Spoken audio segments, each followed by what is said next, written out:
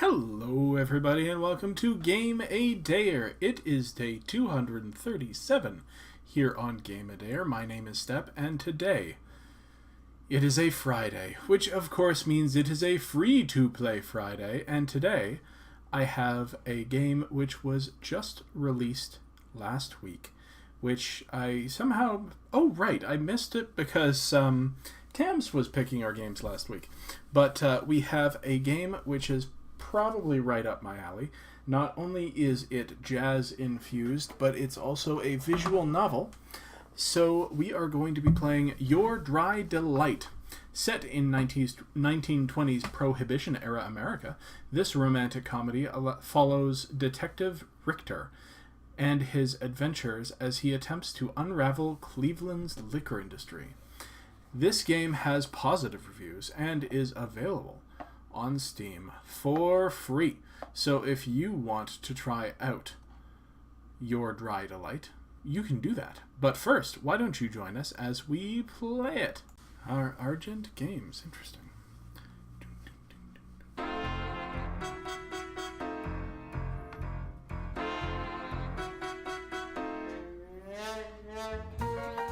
Oh yeah. Alright, so options are... Let's just start. Oh, whoops. Ah, what a lovely night. What do you say we go get a drink? Boss, that's the fifth time you've used that joke today. Well, it's your fault for making such a hilarious face every time. Cleveland Detective Agency. My name is August Richter, and I'm a detective. Unfortunately, my parents thought a nice classic name like James or John just wouldn't be good enough for me. Everyone thought it'd be downright hilarious to call me July during my training, so I decided going by Richter would suit me just fine.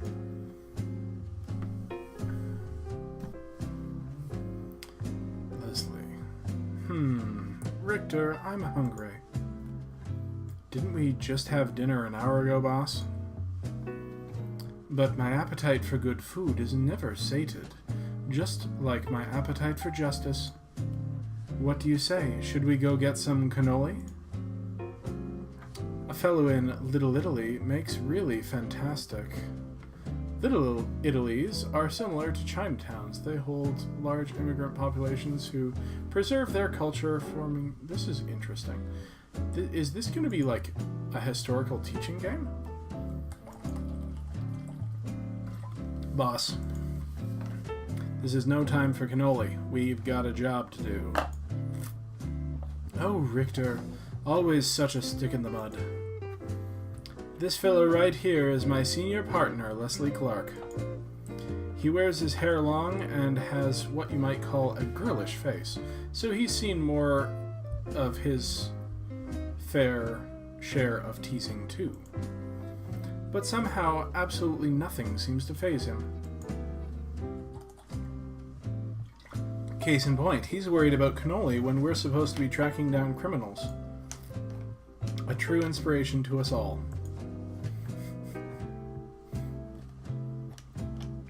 Alright, let's get down to business.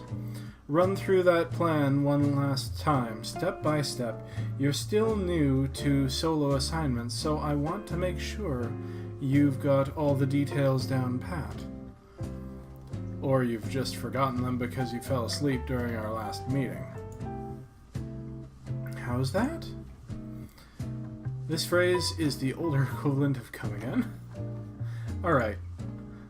We can just probably ignore these unless we really need to. Don't worry about it. I clear my throat, straighten my posture, and mentally pull up tonight's agenda. You and I are splitting up to gather information on Cleveland's illegal liquor business and enforce Volstead. What's Volstead?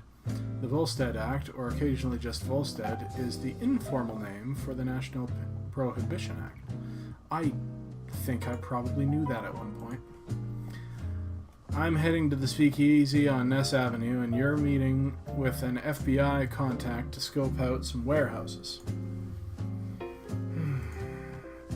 Leslie nods with his eyes closed, swiveling a little in his chair. Damn it, he'd better not be dozing off again. For tonight, my cover is Jack Vaughn, and I work for the city government. Yes, so you can say your job is helping civilians, and it'll be technically true, because you're terrible at lying. Why do you get into this line of work again? I heard the agency needed detectives who didn't spend their payroll hours hunting for food. Richter, how cruel! With a theatrical gasp, Leslie spins rapidly around in his office chair, like my dry remark just sent him into orbit. Sometimes I wonder about what bizarre twist of fate landed us together.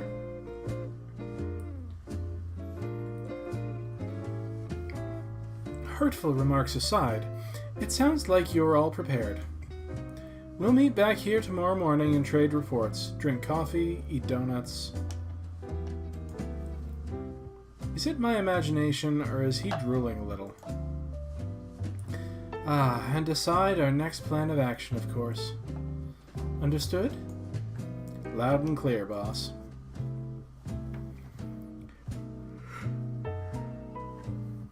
I give him a lazy salute before turning toward the door, smoothing out my vest. Richter? Please be careful. Watch yourself, stay alert, and don't do anything I wouldn't do. Like what? Skipping out on the job to get cannoli? I'm serious, Richter. You're my partner. I don't want you to be turned into Swiss cheese by a Tommy gun or something. What's their definition of Tommy gun? Thompson machine gun. Yep.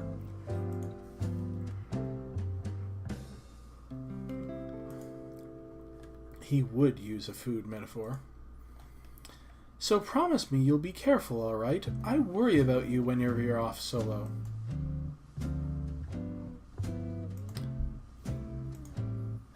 I feel like a kid trying to get permission to leave home. He does know I've done other undercover missions, right?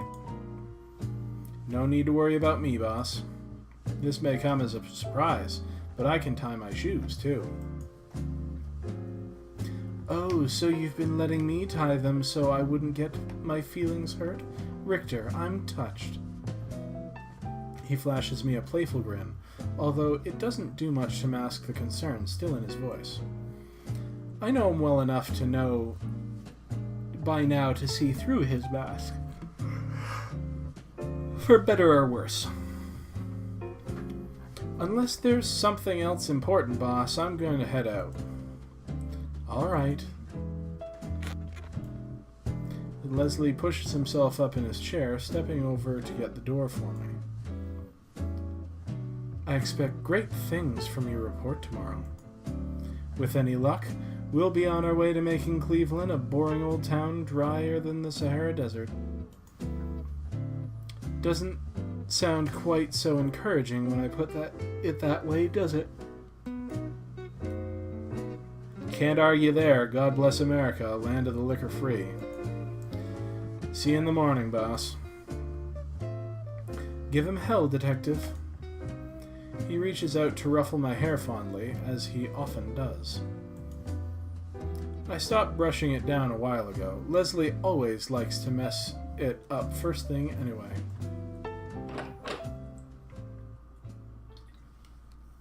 We trade dry smiles, and with that, I head out into the cool night air. Next stop, Richter's first speakeasy.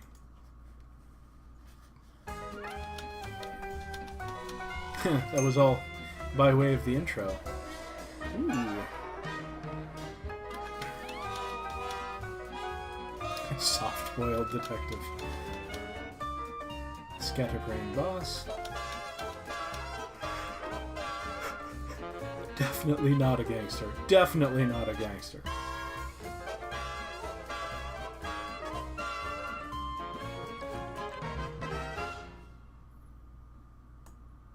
Very nice. Password. A gruff voice whispers to me through a slot in the door. The basement of this dingy restaurant echoes with the muffled sounds of swing music, like it's haunted by some ghostly jazz band. Swordfish. There's a long pause. My informant definitely said the password was swordfish. This isn't a setup, is it? If it is, heads will roll by the end of tonight, assuming mine's still...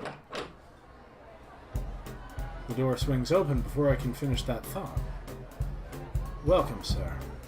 Please enjoy your night. Thanks. I'm sure I will. I step past the tall, dour doorman and into the loudest place I have ever seen or heard. Smoke everywhere. Deafening music. Giant gaggle of dancers loitering hopheads. Hopheads?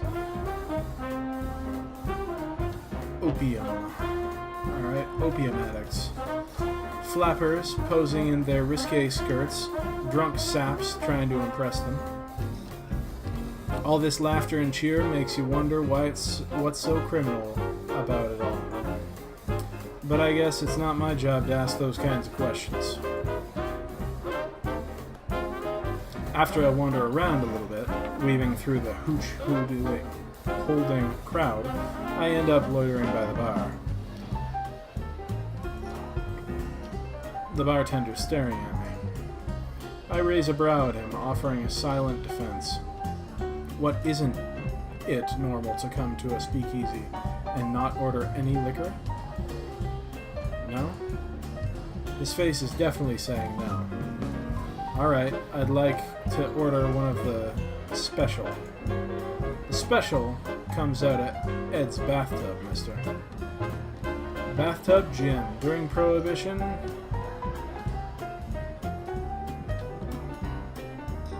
Resulting bathtub gin is usually disgusting. Bathtub... Bartenders and speakeasies often mask the taste by making cocktails.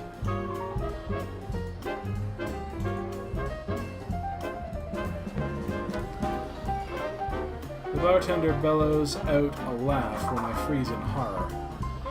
Ooh boy, don't worry, it adds to the taste. I sure bet it does. Still laughing, he uncorks a bottle and pours me a glass of clear liquid, stuffing a lime slice into the rim. It's like putting a fancy bow on a pile of horse crap, but I guess I should appreciate the effort. I lift the glass, taking a cautious sip.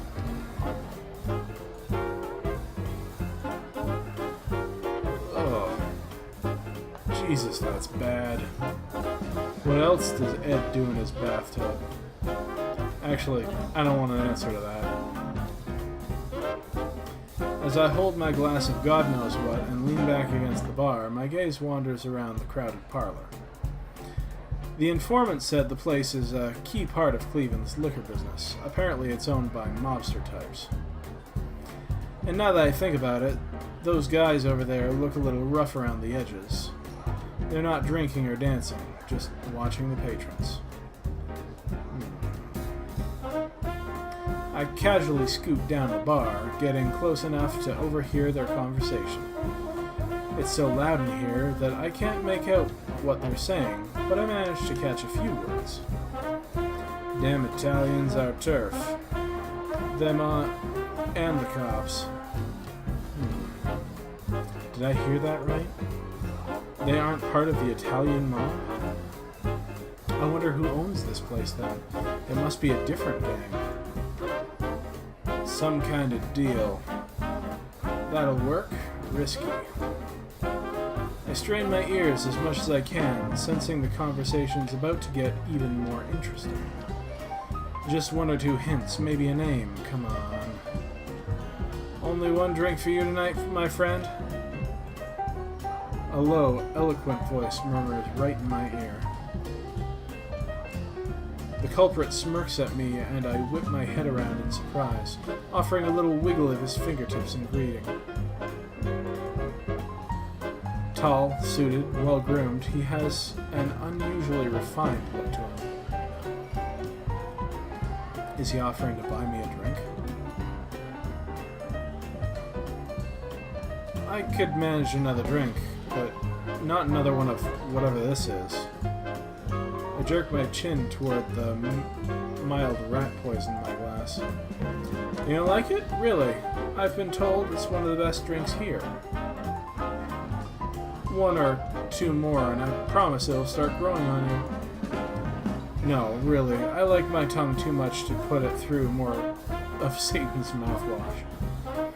My dry comment makes the stranger chuckle, and he flashes me a wink. Oh, so that's your problem. Well, never fear, I'll take good care of that tongue of yours. What's that supposed to be? Bartender! A fresh drink for the delicate tongue general. And the usual for myself. He waves at the man behind the counter, who quickly nods. Oh, great. I can't actually get drunk, damn it. It's like this guy's here just to ruin my investigation. We'll get you fixed up with something that'll tickle your fancy, mister. Trailing off, the stranger raises one eyebrow at me expectantly. Jack Vaughn. Jack, hmm? Not a name I'd have picked for you, but I still like it. Really? What name would you have picked? Ask me again after you have had a few more drinks.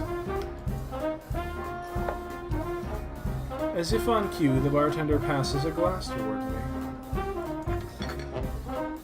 and gently slides a steaming cup toward my companion. Is that coffee? Thank you, Arthur. Anytime. He throws the man beside me a wily grin. I can't shake the feeling that I'm the butt of some inside joke, but maybe that's my detective's paranoia talk. You don't drink, huh? I wouldn't call myself a teetotaler, but I do like to stay sharp. Right. Well, drinking partner, since you've twisted me into this, who exactly am I toasting with, again? My name is Mayer, and I'll endeavor to make sure you won't forget it. How the hell am I supposed to read this guy? He likes you, doofus. He's coming on to you. Of course, in the 1920s, I suppose that wouldn't be your first assumption. If I didn't know better, I'd almost think he was trying to... Yeah, there you go. L'chaim. That's a Jewish toast, isn't it? A toast that translates literally as to life in Hebrew. Exclaiming some sort of toast, he clinks his cup against my glass. L'chaim. I mimic Meyer's pronunciation, and when he happily nods in approval, we both sip our drinks. Not as bad as Ed Deluxe, but still feels like I swallowed a gasoline cocktail. Why the puckered face, Jack? Not smooth enough for that tongue of yours? Meyer leans in closer, propping his elbow on the counter and gazing at my face. Well, if he's hell-bent on being all friendly, maybe I can pull some information out of him. I bet he knows something. He's got that kind of smug air. Yes, woe is me and my delicate tongue. Really, where did they get this stuff? Is it all homebrewed? Surely there's a big cellar. Of course. The biggest cellar in town, no less. So he does know. Now I just have to... But more importantly, why don't you tell me a little bit more about yourself? Or a lot more. I promise you I won't mind. Alright, play it cool, Richter. I can't rush this, or he'll catch on. I'm nobody special, really. I help keep civilians safe, serve the city, and all that. His smirk deepens for some reason. Just another average fella here to relax after a hard day's work. Hoping to take the edge off.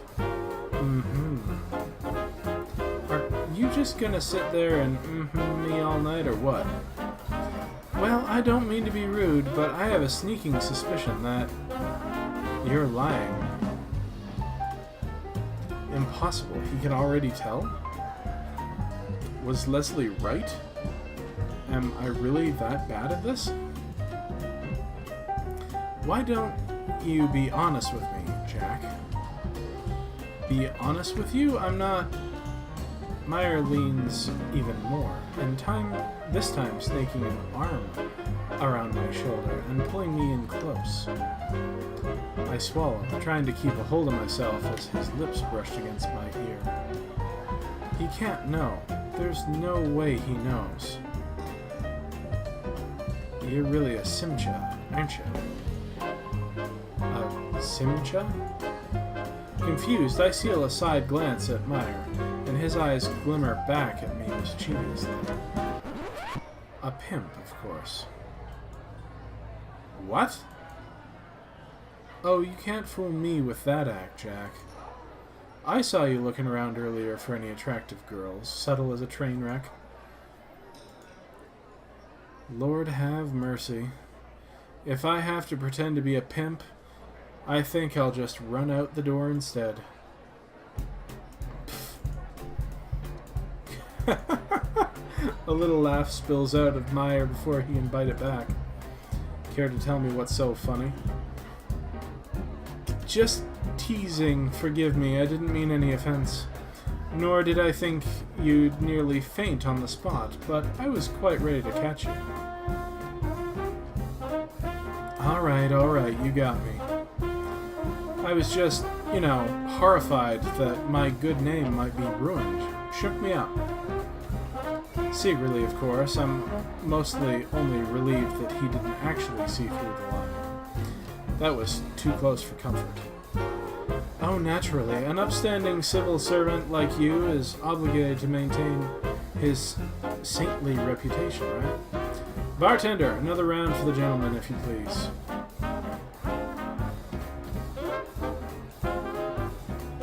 And that was how I got pulled into a night of drinking with my new companion.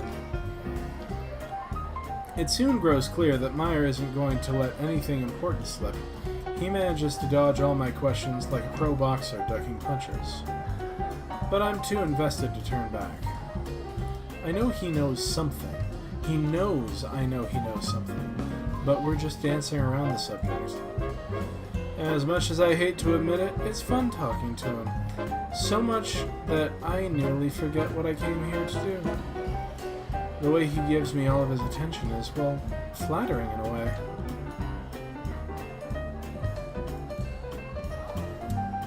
While we banter back and forth, I noticed the sketchy-looking men from earlier throwing glances towards us. Are they looking at me? At Meyer? Just trying to get the bartender's attention? I can't tell, but I've got a feeling we're being watched. If you don't mind, Jack, I have a question for you. An elbow nudges against my side, interrupting my thoughts. A question? Sure, I'm all ears. I turn my head back toward Meyer, only to see him already pressed close to my side. Our cheeks are nearly brushing together. You wouldn't happen to be looking for underground work, would you? My heart skips a beat. He's finally bringing it up? You could say that, more or less. Well, in that case, how about we make a deal? I'll trade you a little business information in exchange for something on your end. He whispers conspiratorially to me, lips curled upward in a sly, daring smirk. Something, eh? What kind of something are we talking about here? Oh, I'm so glad you asked. His breath lightly tickles my cheek. For a second, my focus gets a little hazy. All I can see are those sparkling green eyes. My heart races through all the things he might want from me, things I'd normally never think of, until... Bring me a cassata cake. A traditional cake from Sicily, Italy. It consists of sponge cake, ricotta cheese, and candied fruit. Various types of icing. Interesting. However, a different type of casada gained popularity in Cleveland, Ohio in the early 1920s. The La Puma Spumoni and Bakery began making a version filled with strawberries and custard, and covered with whipped cream. At the behest of the owner's children, who didn't like the original casada, the variation became known as the Cleveland casada cake, which is still made in Cleveland today. Neat! A casada cake, the type from Frank's Bakery on the east side. Almost certainly not kosher, but I won't tell if you don't. I've heard they changed the recipe to something simply amazing, but let's just say I'm not very welcome in that neighborhood. Not exactly the offer I was expecting. A cake. Right. I'll think about it. No promises. Playing coy, are we? Very well. I see how it is. He exhales a small laugh and brushes my skin again, sending a little tingle down the nape of my neck. Please think it over carefully, and if you decide to accept my offer, come back here tomorrow night. How does that sound, Jack? I hesitantly nod. Can this wise guy really be part of some criminal outfit, trading information for cakes? Perfect. It will be plenty worth your while, so keep that in mind. When he finally pulls back, I subconsciously exhale the breath I didn't know I'd been holding. No matter how I look at it, he's acting sweet on me. Have a crush or a strong affection for them. Of course, it's not like anyone would notice, crowded as this place is. Do you happen to have a favorite kind of drink? He casually throws another question out, catching me off guard. I want to have it ready for you tomorrow night. That's awful nice of you. Well, my favorite drink, I guess that'd be...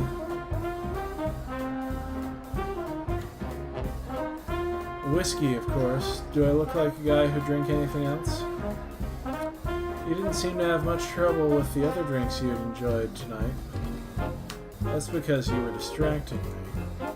Really? Am I that captivating? You were practically holding me captive from the start, so yes? He lets out a low chuckle, shaking his head. There's something charming about his laugh, maybe the way it came out from deep in his chest. Gentle but resonant. Whiskey it is then, and only the best kind, as a mensch deserves. A mensch Yiddish for man?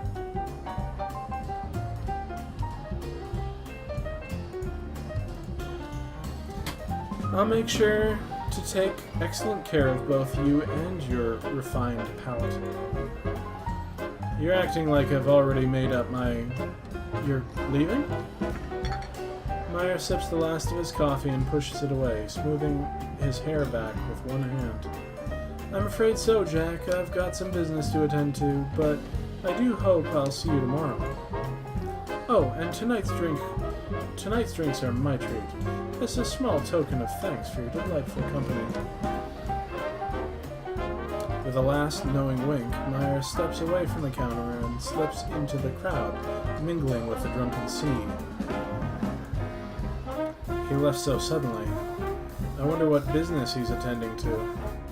Well, never mind. I guess that concludes tonight's investigation. What a ride. I leave the speakeasy, unsure whether Meyer pulled one over on me or if I actually pulled one over on him. He's sure something, that Meyer. No one's ever swept me into their pace so fast before. I can almost still feel the warmth of his breath on my skin. Just the drink talking. Just the drink. And with that poor attempt to reassure myself, I stuff my hands in my pockets and begin the sobering walk home. You're gonna be followed, chum. No? Not followed? Alright. The gentle chirping of birds outside the window. The laughter of children on their way to school. The blinding sun. Why is our office so goddamn bright? Oh, my head.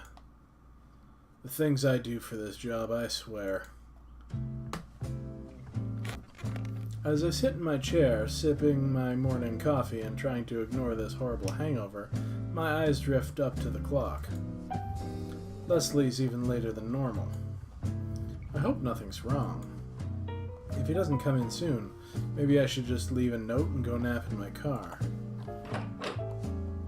Good morning. As if I'd summoned him from the bowels of sunny hell, Leslie suddenly burst into the office. In one hand, he's holding a stack of paperwork, and in the other... Is that a cake? Fresh from Frank's Bakery, I tell you, those fellows really nailed this whatever it is. Leslie reaches into the paper bag and grabs a piece and happily stuffs his face, chewing away with relish. Ugh, why would you put relish on a cake? Ha ha, ha ha ha ha. Good one, Step. That's the exact same cake Meyer asked for last night, isn't it? Is this some kind of conspiracy? Is every man in Cleveland eating these cakes except me? Oh. Pausing, Leslie leaned in to peer at my face, frowning gently. You look a little under the weather, Richter. Your hair's all messy, too. I haven't even gotten my hands on it yet. Wait, don't tell me. No, you're not hungover, are you? Richter, you naughty boy. Listen, boss, could we just get to our reports? Changing the subject, I see. Absolutely shameless. Leslie, who seemed to think my hangover is the funniest thing in the world, chuckles all the way over to his office chair. Yeah, laugh it out of your system while I sit here, hoping for a spontaneous eclipse. I'll let you start off then, my little partying partner. What did you find out last night, in between shots, that is? Ahem. Well, from what I heard, it sounds like the Italians aren't running the speakeasy, or even most of the liquor business. If I had to guess, it's either a big street gang or the Jewish Mafia.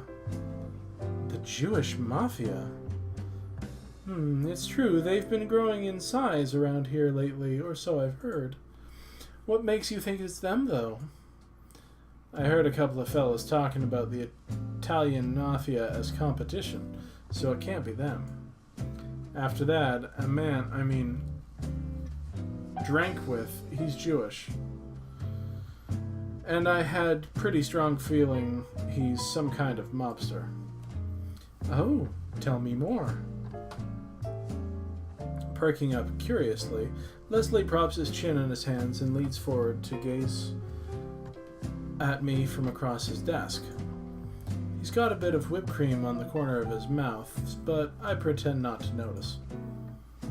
Guy said his name was Mayer, for starters. That should probably be Meyer. Excuse me. He was well-dressed, a little too confident, and... Should I tell Leslie about the flirting? He does really need to know, and I'd sort of like to enjoy the memory without being scolded, but... And...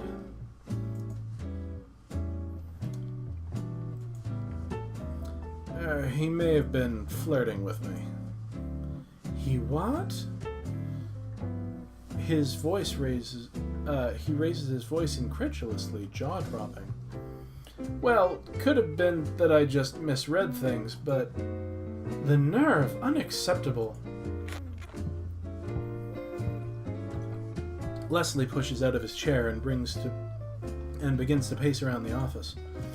I can't tell if he's genuinely angry or just fussing like he normally does. How dare he flirt with my junior partner? Really? That's the issue you have with it? Poor, small, defenseless little Richter. at the mercy of some cruel gangster. If only I'd been there. I'm bigger than you, boss.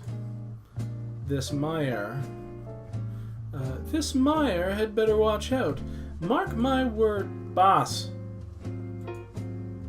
He freezes when I call out to him in frustration. Well, when he gives me that innocent did I do something wrong expression, I can't really stay annoyed, can I? Would you just please sit down so I can finish my report? Oh, you weren't finished? Sorry about that. Sheepishly clearing his throat, Leslie sinks back into his chair and nods for me to continue. Meyer offered me a deal for information. A deal? You're serious? I nod, barely resisting the urge to rub my forehead. Details on the mob in exchange for... This is so ridiculous, I can barely say it out loud. In exchange for a cake. Oh, come off it, Richter. Tell me what he actually wanted. I know you're just trying to get revenge for me teasing you, but... I'm being serious, boss. He wanted a cake. Pointing at the paper bag that holds Leslie's half-eaten breakfast, I put on the straightest face I can manage. It's from the neighborhood around Little Italy, right? Obviously, this place owned by the Italian gangs, so he can't get too close. But as for why he wants one, I've got no clue, boss. Maybe a kid at home who likes them? Sweet tooth? Forbidden fruit? It reeks of a setup, Richter. Isn't that obvious? Leslie wrinkles his nose, about the reaction I'd expect, and really, not an unfair one. I thought about that, believe me. But if it was a setup, why would he invite me back? Wouldn't it have been easier to get rid of me right there? And he couldn't made his offer sound more serious, too. Anyone with a brain would be suspicious. That's true, I suppose. I still don't like it, though, not one bit. He lets out a heavy sigh, sticking his hand into the bag with his cake and tearing off a piece to idly munch on. Well, while you were having the time of your life last night, I was chatting with Mr. FBI. Apparently, one of the city's politicians is hosting a big party at a hotel tonight. Thanks to our contact, I've got us passes inside. Because you know what's going to be at the party, my dear Richter? A lot of liquor. A hell of a lot of liquor.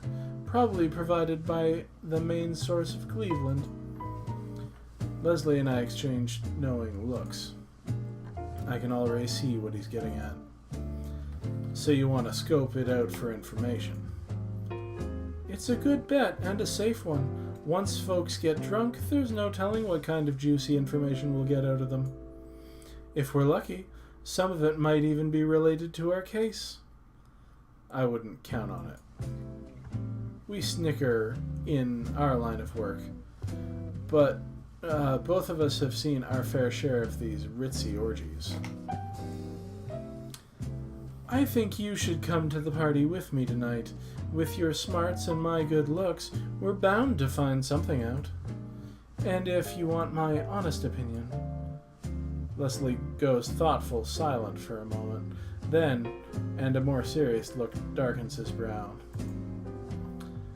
I think this rendezvous at the speakeasy is too risky. Speak, referring to speakeasy. Even if Meyer didn't mean you any harm, any other mob types around there might not feel the same way. But I also don't think you're green enough to walk into a death trap. Gee, thanks, boss. When I roll my eyes, Leslie offers me a soft, affectionate smile, the kind he only puts on once in a blue moon. I'm heading to the party either way, but I trust your judgment, Richter. You can decide for yourself where to go tonight. What'll it be? As much as I hate to disappoint Leslie, my instincts are telling me the speakeasy's worth a gamble. It's a risk, no doubt about it, but one I feel I have to take. Shifting out of my chair, I approach Leslie's desk and lean over it, giving him a firm look to show my conviction. Sorry, boss. I'm gonna try my luck with Meyer. There's a lead there. I just know it. Like I expected, Leslie doesn't look too thrilled by my choice. But true to his word, he soon lets out a good-natured sigh. Heartlessly leaving your partner in the dust, so this is what it's come to, eh? Fine, I'll just enjoy the free party food myself. Not even going to bring me back a sandwich? Ask your new friend for one. Leslie huffs, and I snicker a bit at his playful sulkiness, although I have to wonder if a little bit of it isn't genuine. All right. But if you go, promise me you'll station a few officers near the speakeasy, just in case something goes wrong. You never know when trouble might pop up. Yeah, that's fair. I'll make the calls this morning. Good boy. Then I won't I'll worry less about you. He reaches out to ruffle my hair. Luckily, it was already messed, so he can't inflict much more damage.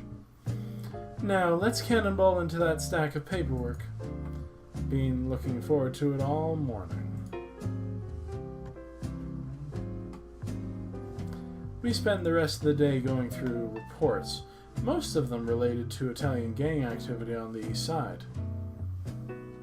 It doesn't exactly put me at ease when I leave the office, heading toward Little Italy to pick up Meyer's cake. I keep picturing his face, and my mind wanders to how he might react when I hand this to him. Will it really make him happy? Aside from those distracting thoughts, though, my bakery trip is an uneventful one. Prized cargo in hand, I end up at the speakeasy just as night's settling in.